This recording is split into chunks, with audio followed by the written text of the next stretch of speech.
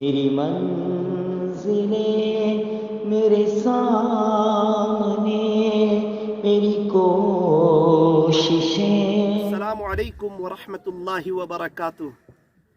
माशाअल्लाह, अल्हम्दुलिल्लाह सुम्मा अल्हम्दुलिल्लाह, हम लोग पहलगाम में हैं और ये दो कबूतर आप देख रहे हो, बड़े खूबसूरत है। अल्लाह पाक की कुदरत है।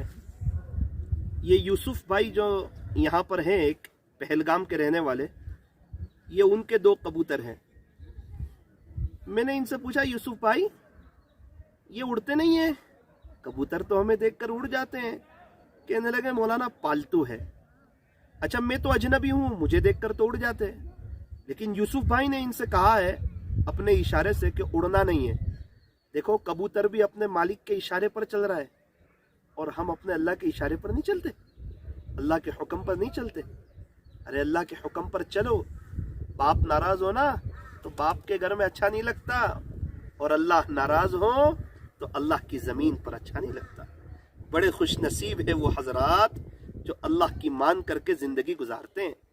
नमाजों का एहतमाम करो। फजर की नमाज बतौर ख़ास, हमारी नमाज न छूटे, हम अल्लाह को नाराज़ न करें, हम अल्लाह से सुलह करें। ये कबूतर से इबरत हासिल करें। कबूतर भी अपने मालिक को पहचानता है, छोटे बच्चे अपने माँ बाप को पहचानते हैं, बीवी अपने शोहर को पहचानती है। हम इतने बड़े हो के अपने अल्लाह को नहीं पहचानते। क्या हमें मरना नहीं है? क्या हमेशा दुनिया में रहेंगे? कहाँ है हमारे परदादा? कहाँ है उनके अब्बा? कहाँ है दुनिया में रहने वाले 200 साल पहले वाले? न हम इस दुनिया में हमेशा रहेंगे, न ये दुनिया हमेशा रहेगी। न हमारा घर हमेशा रहेगा, न हम हमारे घर में हमेशा रहेंगे। न हमारी फैमिली हमेशा रहेगी, न हम हमारी फैमिली में हमेशा रहेंगे।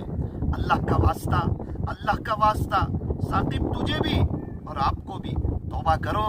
हीरो की, क्रिकेटरों की नकल न उतारो। वो जिंदगी में मजा नहीं है, बेकार जिंदगी है।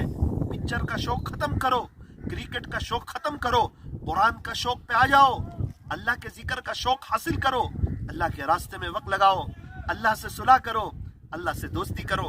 मुझे उम्मीद है कि ये देखने के बाद हम तमाम लोग अपने अल्लाह से जुड़ेंगे, अल्लाह को राजी करेंगे। अल्लाह ताला हम तमाम को अपनी मोहब्बत नसीब फरमाए।